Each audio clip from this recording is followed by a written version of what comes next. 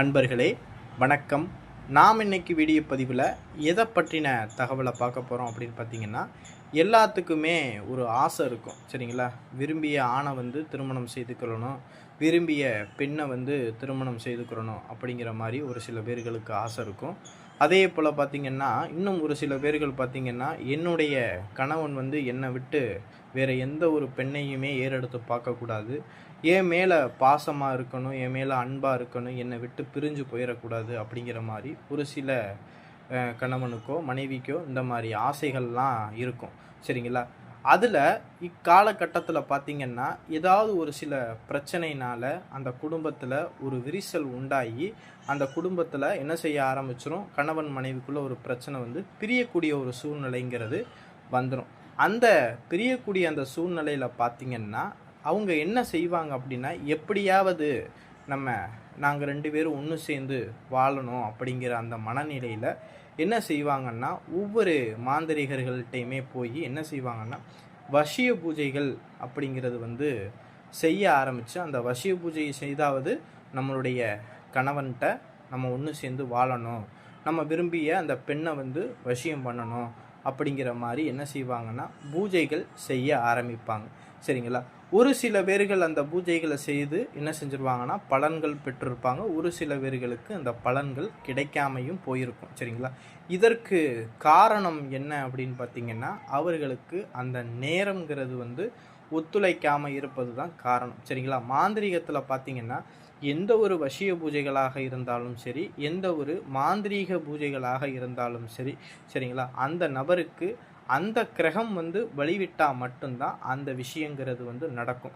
அதற்காகத்தான் மாந்திரீகத்தில் வசிய பூஜை எடுத்தாலும் சரி, இல்லை ஒரு நபர்களுக்கு செய்வன வைக்கிறதா இருந்தாலும் சரி, அந்த நபருக்கு அந்த நேரத்தை கணக்கிட்டு தான் அந்த பூஜைகளை செய்வது மாந்திரீகத்தில் உண்டு சரிங்களா. இது போல் நம்ம நேரத்தை கணக்கிட்டு சரியாக அந்த நேரத்தில் அந்த பூஜைகளை நம்ம பண்ணணும் அப்படின்னா, நம்மளுக்கு நம்ம நினைக்கக்கூடிய அந்த பூஜை வெற்றிகரமாக முடியும் சரிங்களா. இந்த நேரத்தெல்லாம் நம்ம கணக்கிடாமல் நம்ம எந்த பூஜைகள் செய்தாலும் ஒரு சில பேர்களுக்கு வெற்றி கிடைக்கும், ஒரு சில பேர்களுக்கு வெற்றி கிடைக்காது சரிங்களா. ஏன்னா நேர காலம் பார்த்து தான் எந்த பூஜையுமே நம்ம செய்யணும் சரிங்களா.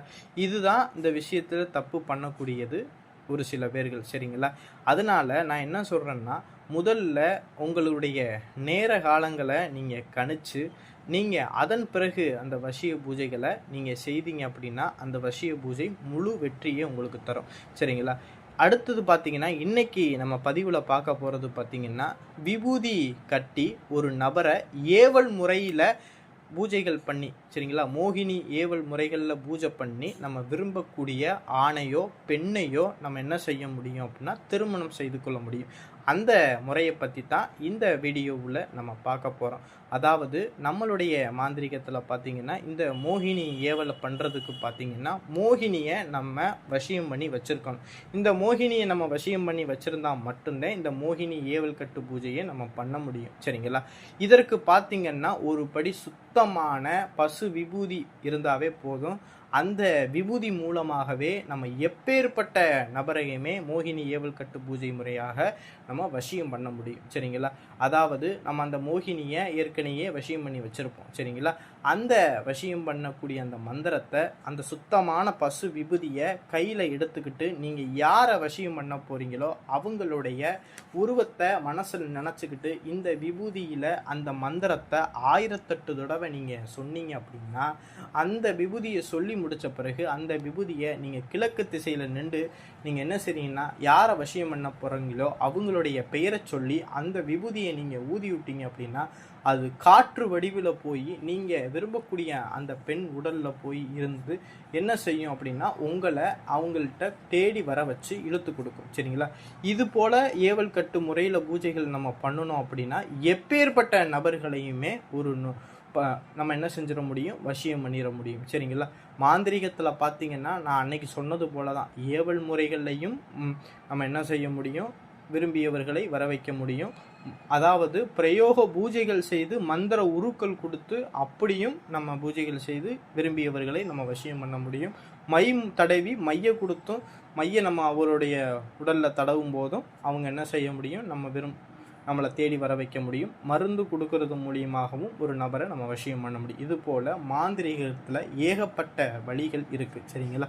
இந்த வழிகள் மூலமாகத்தான் நம்ம என்ன செய்ய முடியும், விரும்பியவர்களை நம்ம வசியம் பண்ண முடியும். சரிங்களா? இந்த வீடியோ பதிவு பிடிச்சிருந்துச்சு அப்படின்னா நம்மளுடைய சிவரத்ன மகாகாளி அருள்வாக்குப்பிடம் யூடியூப் சேனலை சப்ஸ்கிரைப் பண்ணாதவங்க சப்ஸ்கிரைப் பண்ணிக்கிங்க. நன்றி, வணக்கம்.